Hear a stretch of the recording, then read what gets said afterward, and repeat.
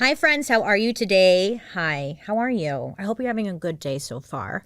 My name is Bailey Sarian, and today is Monday, which means it's Murder, Mystery, and Makeup Monday. If you're new here, hi, my name is Bailey Sarian, and on Mondays, I sit down and I talk about a true crime story that's been heavy on my noggin, and I do my makeup at the same time. If you're interested in true crime and you like makeup, I would say subscribe.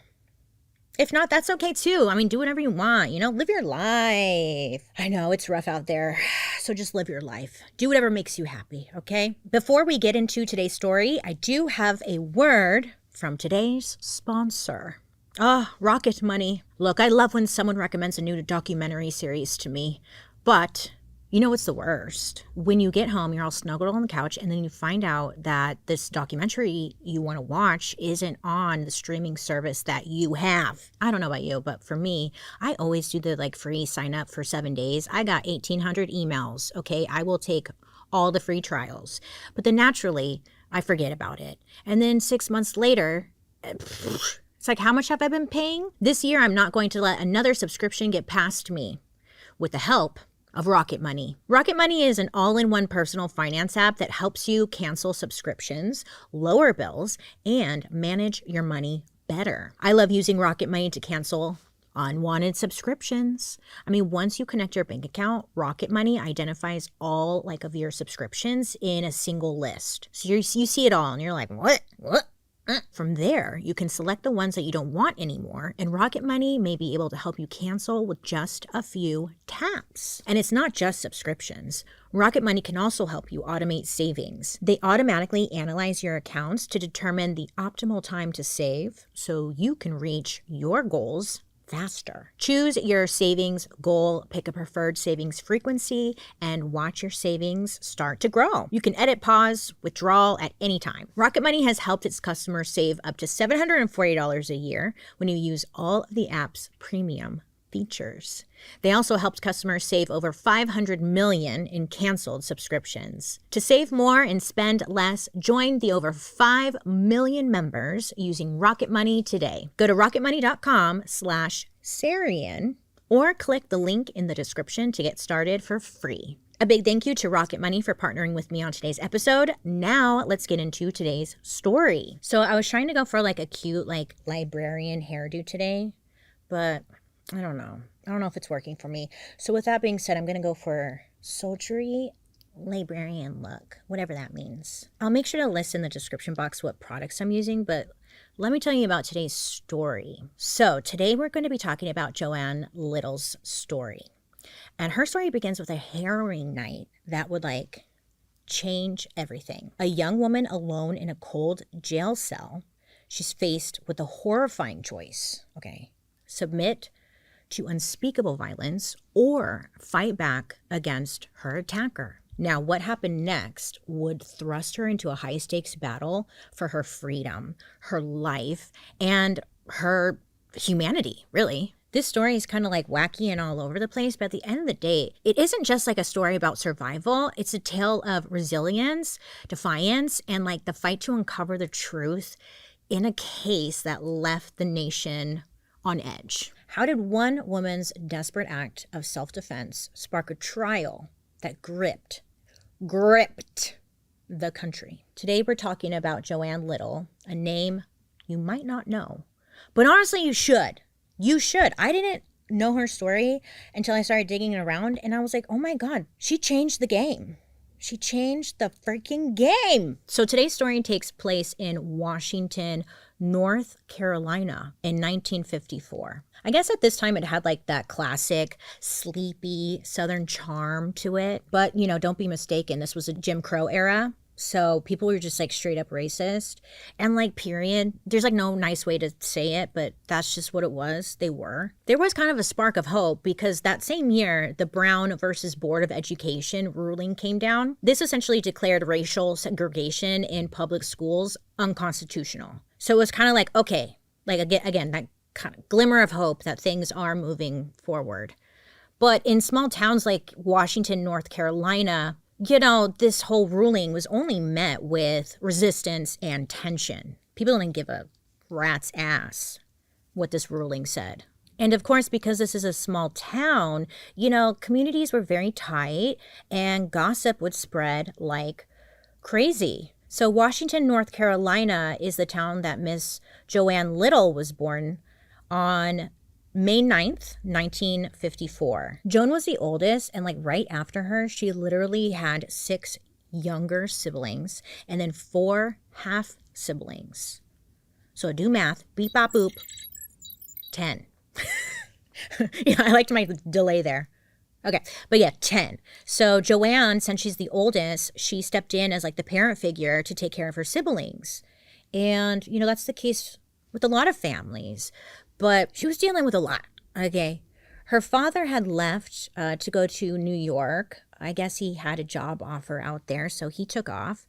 And then Joanne's mom, her name was Jessie. I think maybe she was on a spiritual journey. I'm not quite sure.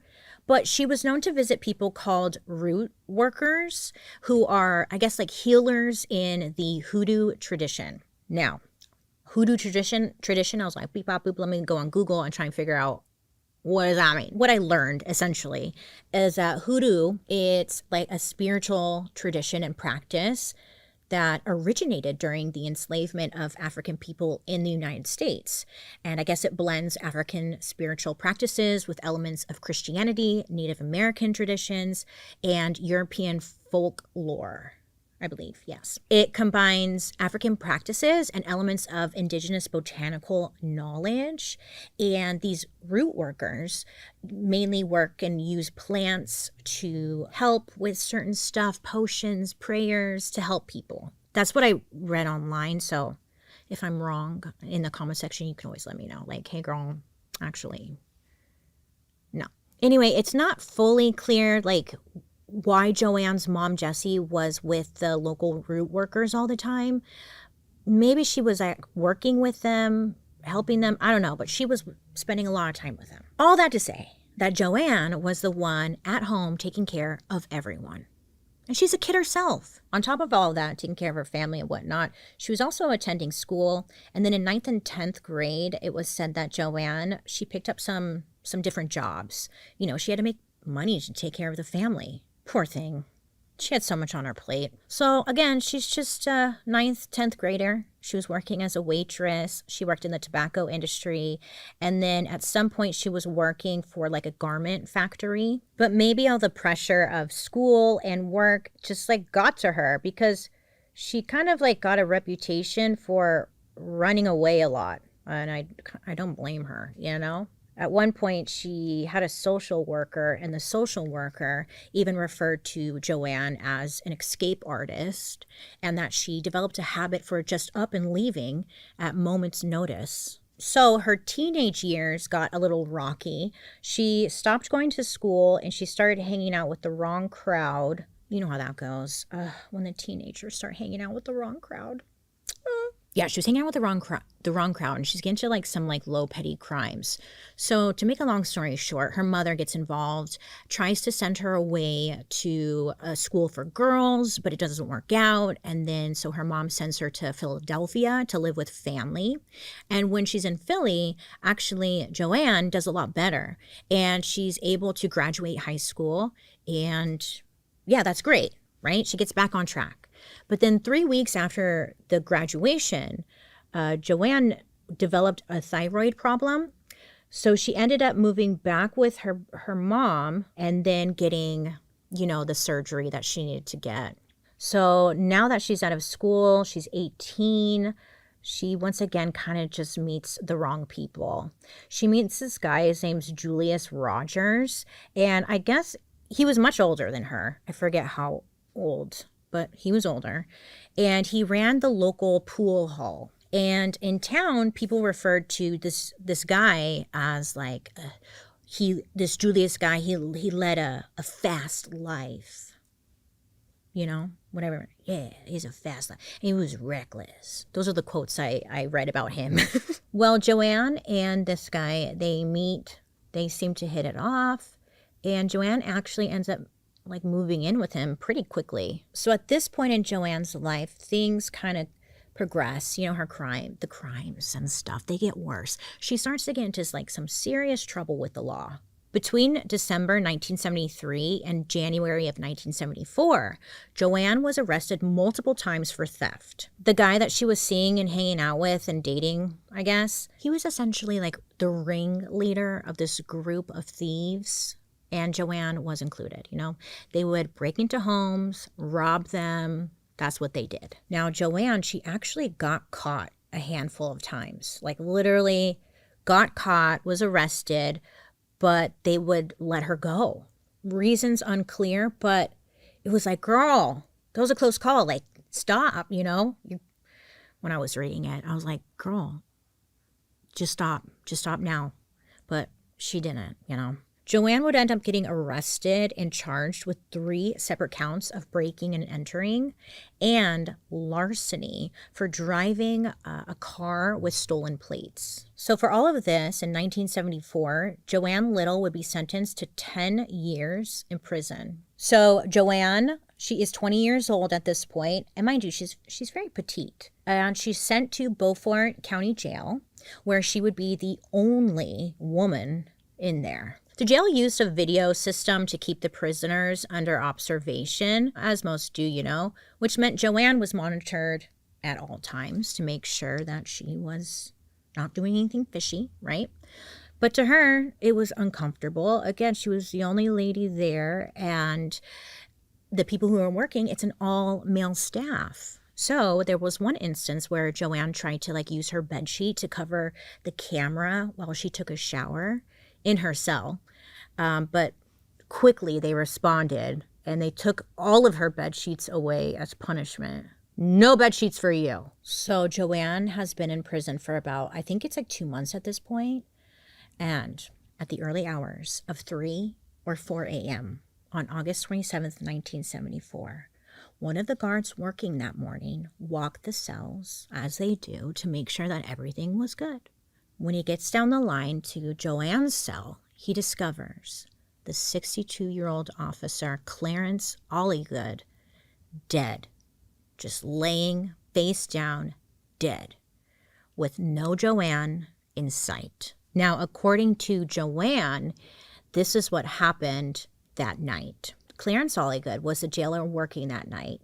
Earlier, he had brought her cigarettes and sandwiches. She said she had never asked for it and didn't know he was going to come back and ask for, quote unquote, payment. She told him no and asked him to leave, but he did not. She said he then came into her cell holding an ice pick. I know, I was like, an ice pick? It's so random, an ice pick? What? Yes, an ice pick. So the jailers would use the ice pick to like unclog drains and stuff. Yeah, I did look into it because I was like, why do they have an ice pick? To unclog drains, you guys. So he has the ice pick, and according to Joan, he was using the ice pick to threaten her into having oral sex.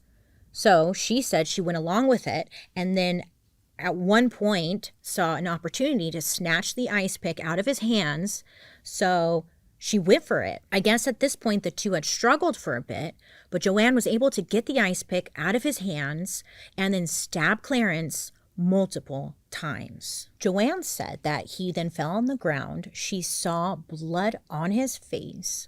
She grabbed some clothes, the keys off of his chain, and then she got out of there. Joanne said she went to a family member's home first, like when she escaped, and they wouldn't take her in pretty much because by the time that Joanne had gotten there, the news was already out.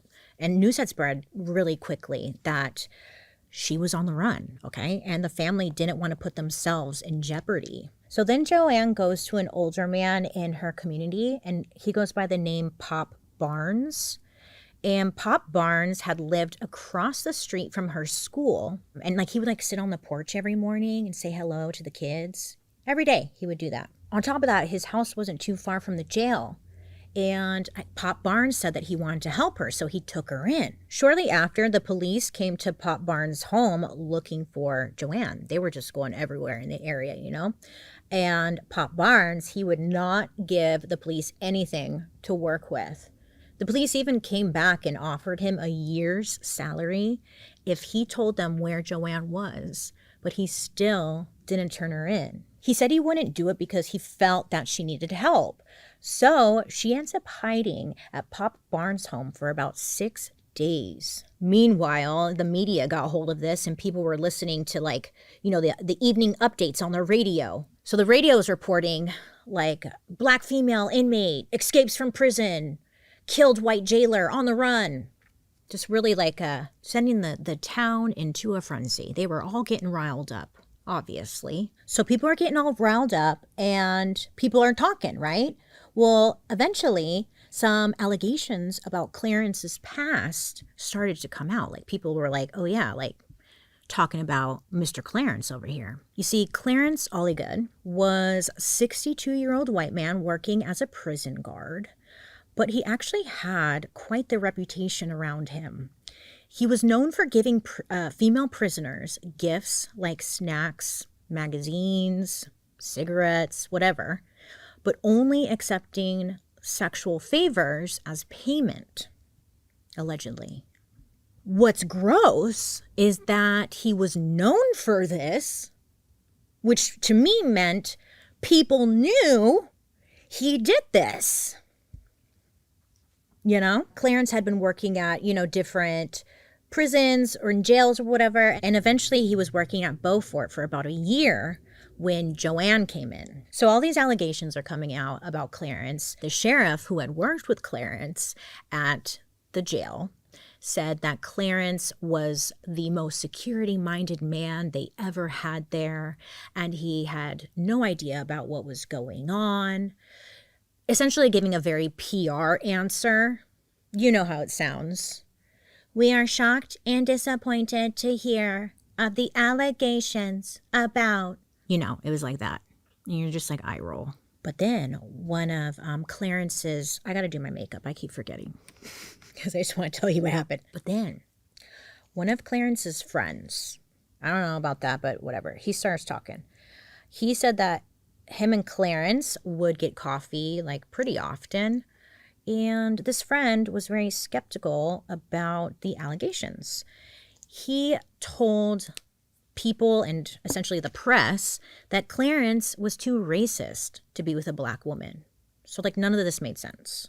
Oh, and then Clarence's wife, yeah, surprise, turns out married, 6 kids.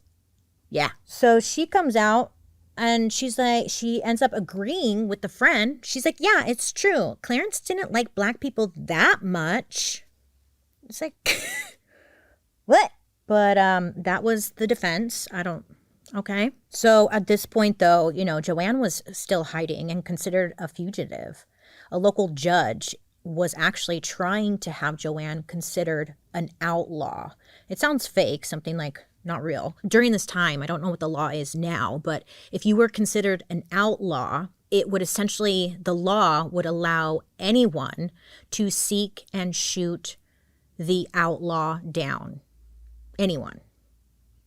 Which is wild. So people were pushing to make her an outlaw because then anyone could seek and shoot her down. Luckily, this received a lot of backlash and it didn't happen. But they were pushing really, really hard. And when I was learning about that law, I was like, this is so scary. They consider you an outlaw. Just anyone can come and get you. It's while she's hiding at Pop Barnes that she learns about Clarence's death. She had no idea that he died. She, I guess just stabbed him and then got the hell out of there. It was said that if she had known he had died, she wouldn't have run in the first place. I want to believe her, but I think I would run. Luckily, though, she was able to get connected with a really great lawyer in North Carolina. His name was Jerry Paul. Now, Jerry Paul was a white male lawyer who did a lot of civil rights work within the state.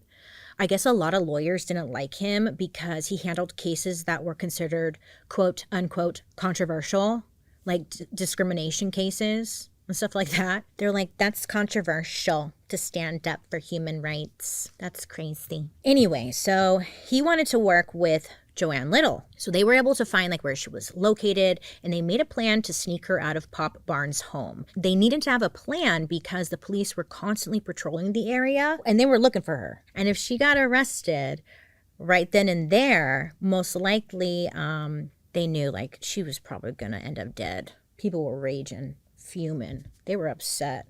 How dare she? So they came up with a plan to turn herself in. And on September 4th, 1974, Jerry escorted Joan to the State Bureau of Investigation, where she surrendered. Joan was charged with first-degree murder, which in North Carolina at the time was an automatic death sentence. So my first thought was, oh, they had all those cameras, right? Like in the cell. Well, that probably caught everything, and it's going to be the smoking gun.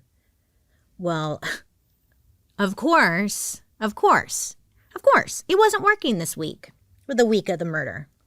Of course, why would it? That's so, right?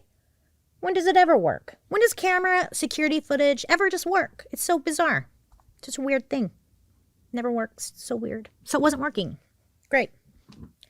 Awesome. Before turning herself in, Joan had like every opportunity to leave forever. Literally, there are people outside of the country who were like, hey, you can come stay here. But she refused. She said that she wanted everyone to know what happened to her and why she did it, and that she wanted everyone to know the truth. So this case was set to be like pretty groundbreaking because it was intersecting issues of race, gender, and the right to self-defense.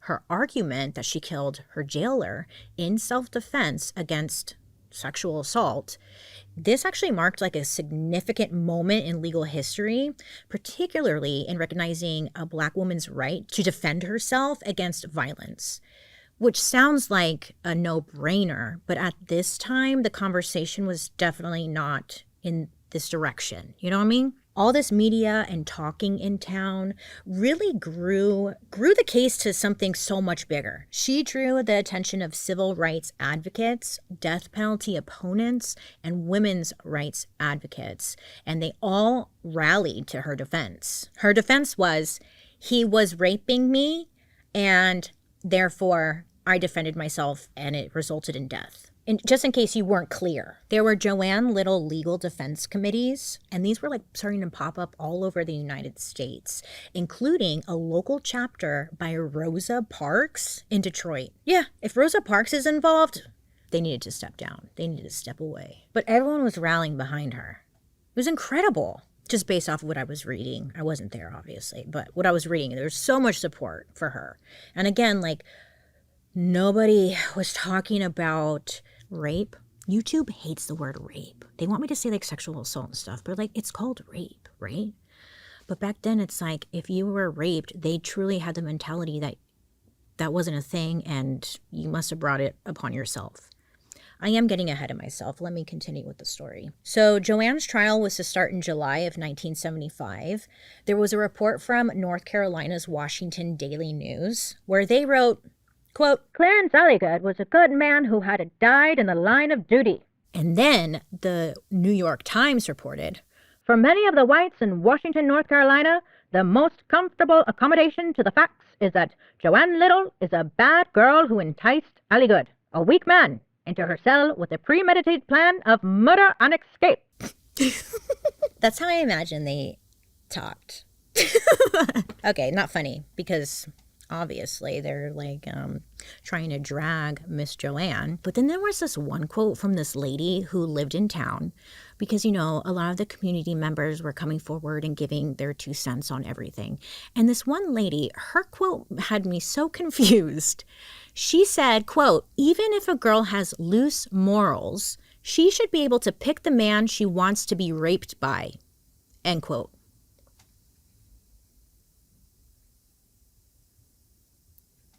Is she on our team? Whose team is she on? I can't figure her out.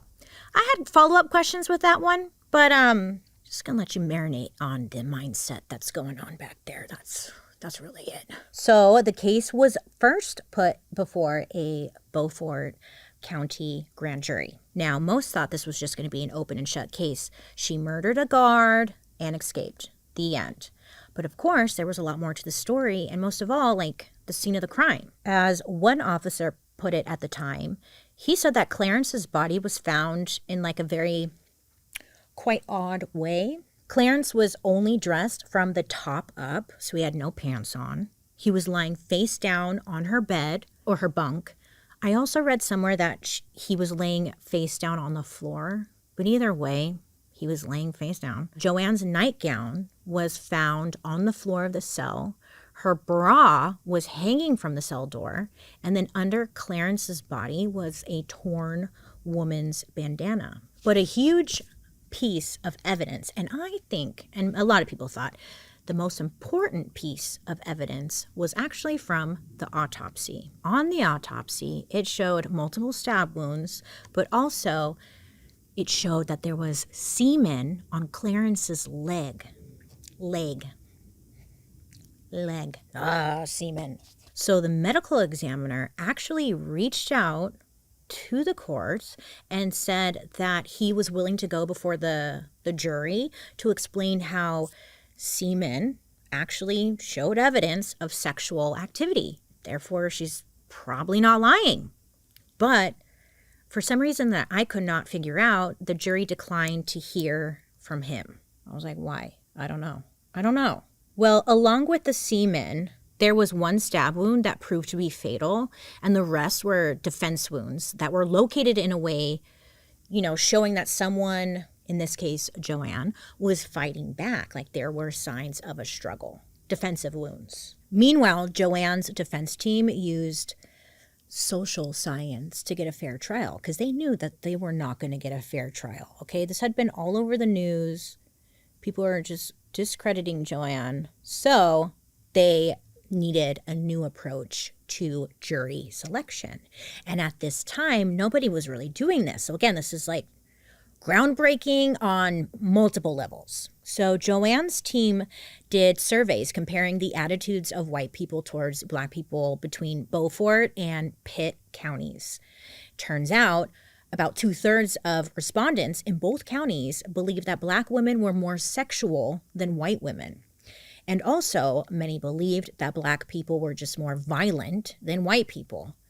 In the end, the survey results showed that both counties were pretty racist, but it seemed stronger in Beaufort County. So with this data behind them, Joanne's team, they petitioned to have her trial moved somewhere else where it was, so she could have a fair trial. So it ends up getting approved. So Joanne's trial moved to the state capital, Raleigh, and with this, they felt Joanne would be able to have a fair trial. So luckily with this, they get their new trial, right? And in Raleigh, the jury was split evenly between Black and white jurors. So this at least is off to a better start. But Joanne's defense team, they weren't fully focused on the jury. Joanne's case was getting more and more attention. And with that, her team was also trying to make sure that her case was staying like front and center in the media spotlight and that people were talking about it.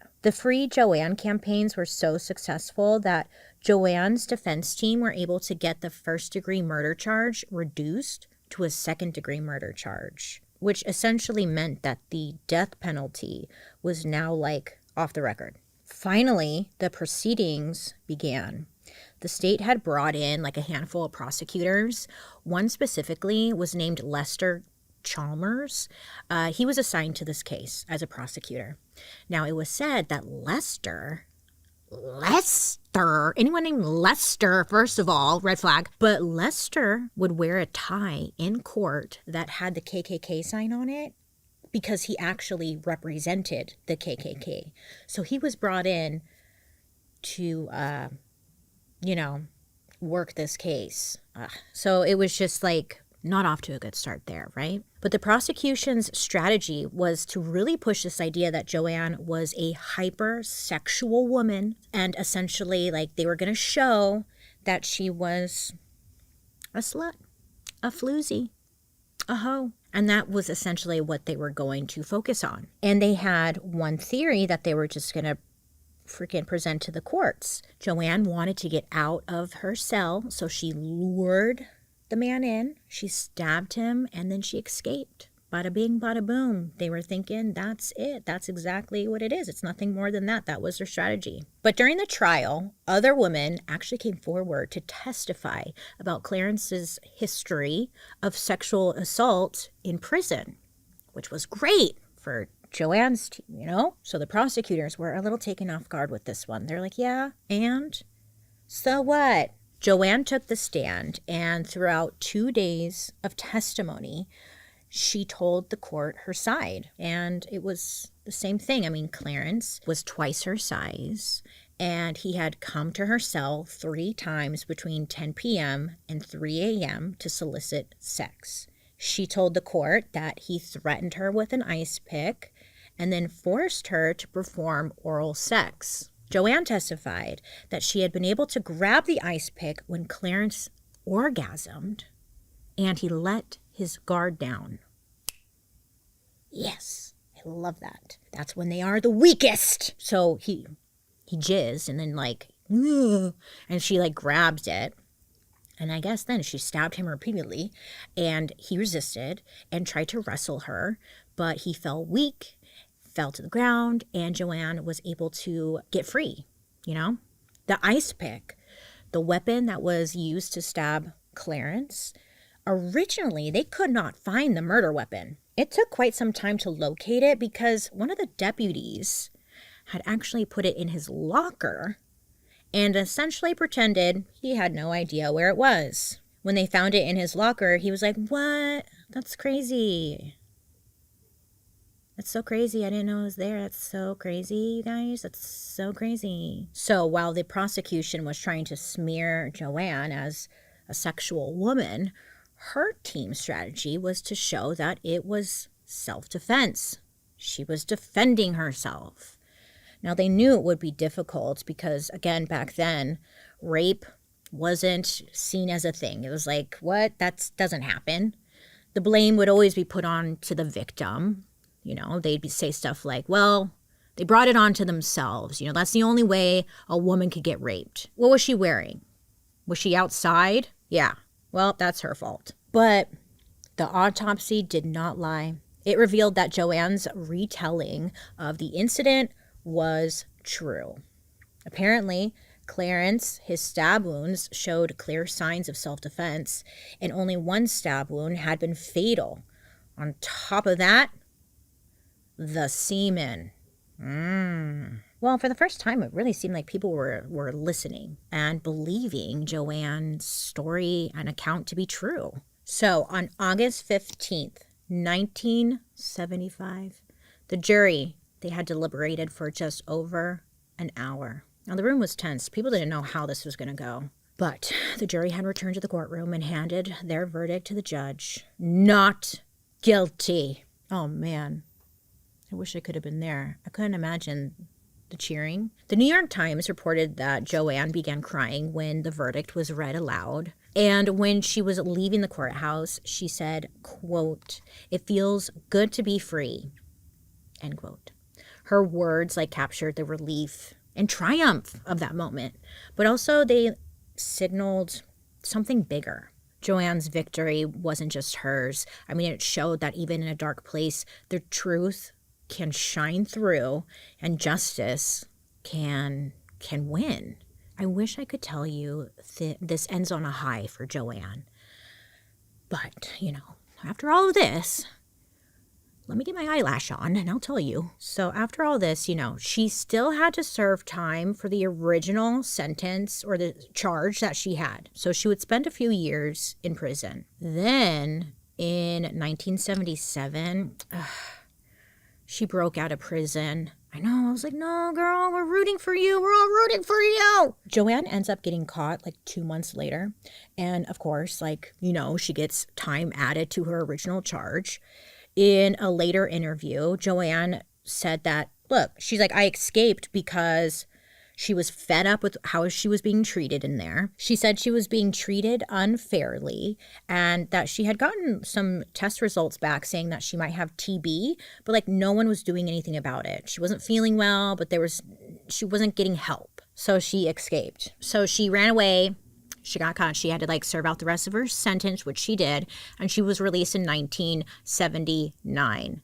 Now, after this, Joan was living in New York, but unfortunately, she was convicted in 1990 for possession of drugs with intent to distribute and was sentenced to 17 years in prison.